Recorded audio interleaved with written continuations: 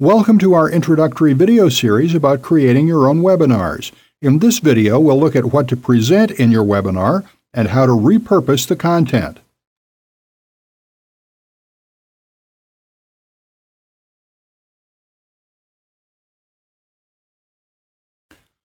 So finally, let's cover what you're going to talk about in your webinar. What are you actually going to present? Okay, so as I've previously detailed, there are different types of webinars. There are webinars for training purposes. Paid training, for example. If someone has paid you, let's say $400 for an 8-week training course for one webinar a week, then it's effectively just coaching, and you would have to structure your lesson, and depending on the number of people you have viewing, if, for example, you have hundreds of people, you probably can't do Q&A. Maybe you can, but if you have hundreds of people viewing a coaching course, you may have to get people to email in questions, and then you can answer them in the webinar. But if you have hundreds of people viewing, you probably can't do Q&A then and there because you'll get overwhelmed with questions, and your webinar could drag on for hours. And obviously, people start getting bored. You want some structure. If your webinar wanders all over the place from one subject to another, then it's not a very good way to coach, really. You want a structured approach. So if you have a lot of people viewing, you might get them to email in their questions. If you have smaller numbers, you could do, let's say, of a 2-hour webinar, you could do an hour to an hour and a half of coaching, and then the last half hour perhaps for questions and answers. And people can send in questions via chat, for example. So that's a different approach. If you're coaching colleagues, and that may be just a few people, then the whole setup can be questions and answers, or maybe a half-hour presentation, and then Q&A for as long as they need. But if it's a sales presentation, as previously touched on, it's really beyond the scope of this video to talk you through how to structure a sales presentation because there's a lot of psychology there of how to phrase a call to action, how to put together strong offers, how to present the offer with a scarcity factor so people want to pick it up now, how to segue from the coaching part of the webinar to the sales part of the webinar. That's all been touched on, but briefly. You know, if you want to sell something, you have to provide relevant information, and you want people to sign up and attend the webinar and stay through to the end. So you want to keep selling them with the title, with the description of the webinar, and the subject of the webinar. Make it relevant to them and what you're going to be selling. And also, lists are good. 7 ways to, or 9 ways to avoid something. Lists often work well. Or give them a really strong benefit. Give them a reason to stay through to the end. Give them really good information that they want and want as much of as possible. And then at the end, start heading over to the sales presentation, to the close, the 10-minute sales presentation, the roundup close and call to action. Again, I can't really go into all that because that's a huge subject all by itself. And if you're interested enough, you can search for teleseminar or teleconference sales or webinar sales or selling through webinars or selling through teleconferences. I'm sure you'll find many articles and resources there. But even if you don't have resources, just give it a go. You have the basic structure and details. Just give them good information, lots of relevant information for the first 50 minutes, and in the last 10 minutes, say, look, we have a special offer, and it's related to what I've been talking about.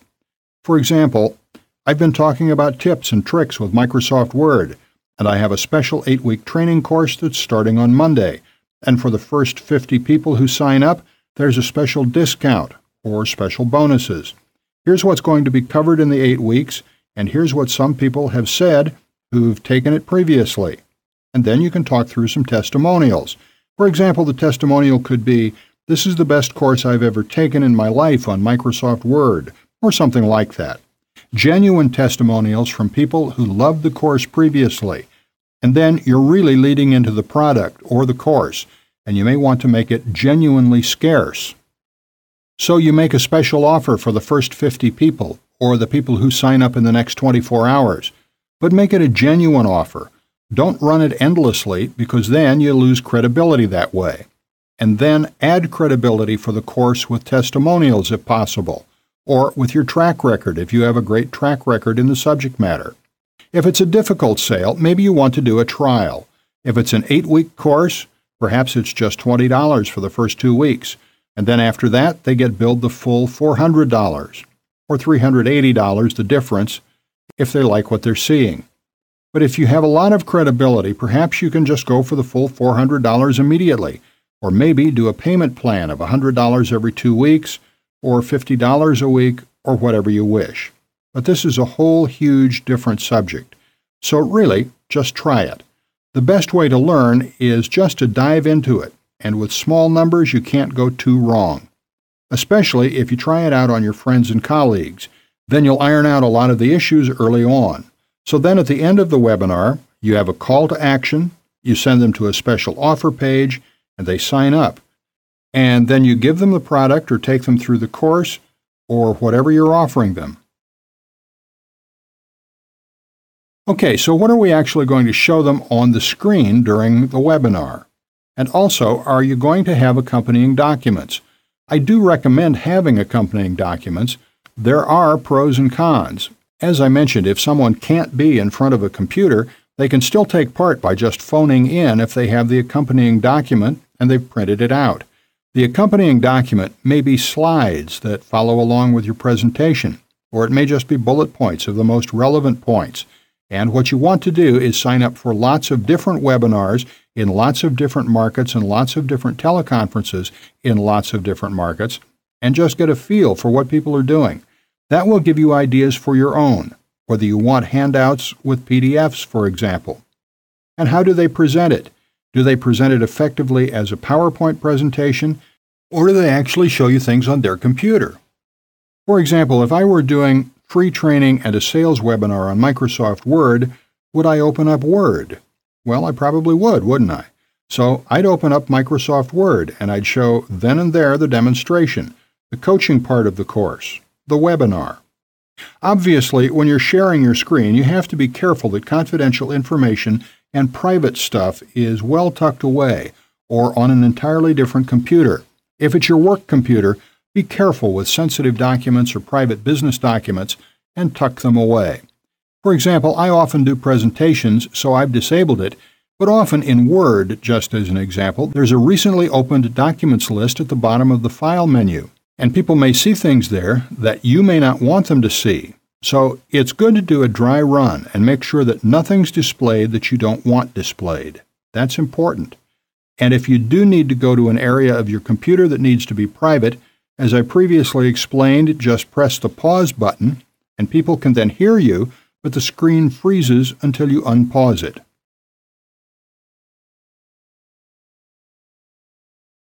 Okay, I've gone to Microsoft PowerPoint, and I've opened up one of their sample files, one of their sample presentations.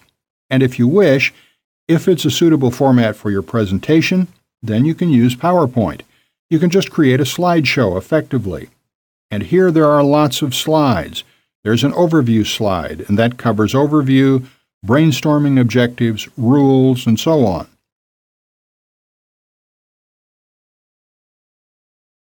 There's another overview slide. There's a brainstorming objectives slide, and so on. And then you can do slideshow. And then it goes to full screen, and then it's displaying these slides, the sample slideshow. Perhaps you don't want it full screen because that way it makes it difficult to work with anything else, but I'll just click my mouse button and it moves on to the next slide. And if I click again, for example, such a slide, there are 2 bullet points, and that could be 2 or 3 or 4 or 5 minutes of chat. There could easily be enough in these bullet points for you to talk for several minutes. And really, the bullet points are just, obviously it's useful for people to see the overview as well as you talking. That's the benefit of a webinar. They can see an overview and also listen to you talk about it in more detail. And also, if you wish, you can offer a PowerPoint presentation as a PDF. So again, people who can only phone in can listen to it and print it out. So there are different ways of doing it. Obviously, you need to create the PowerPoint presentation beforehand and make sure it's all looking the way you want it to look. Let's exit out of this now. Okay. And with these bullet points, do you want a very broad overview or do you want detailed reminders of important points? That's actually quite important if you're going to offer a PDF. The PDF, since they're going to receive it before the webinar, but again, how soon before the webinar are they going to get it? Are they going to see it just an hour or two before, or days before? Since they're going to see it before the webinar, if you're getting a lot of people to sign up for your webinar through curiosity because they really want to find out what you're talking about, do you want to give away exactly what you're talking about in the PDF? Or do you want to make it more of a broad overview so they can still listen in to really find out what you're talking about? That's an important thing to think about. So really, what you want to be doing, as I said, is taking part in teleconferences and webinars to get a feel for how different types of presentations go. And whether you're doing a PowerPoint presentation or demonstrating something directly on your computer, whether you're doing a tutorial on Word or Excel, or you're demonstrating a new piece of software, or showing people through your website, or whatever you may be demonstrating, it's a great way to present. And of course, you can record everything you're doing. And that can later become a new product if you wish. Or you can republish it on a limited time basis for people who are unable to take part in the webinar. For example, you can even create a short video this way, and then allow people to give it away.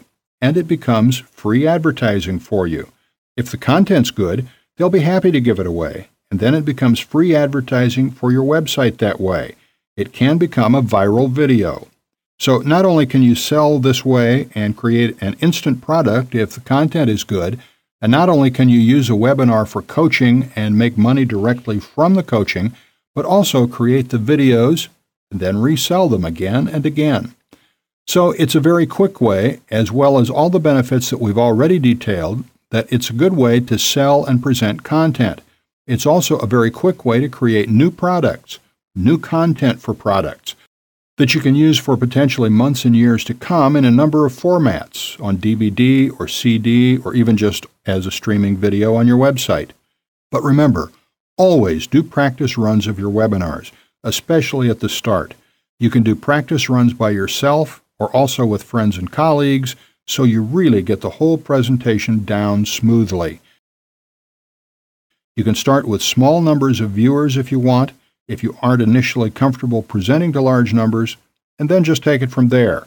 And it can be an incredibly powerful way to create new content quickly and to make many more sales.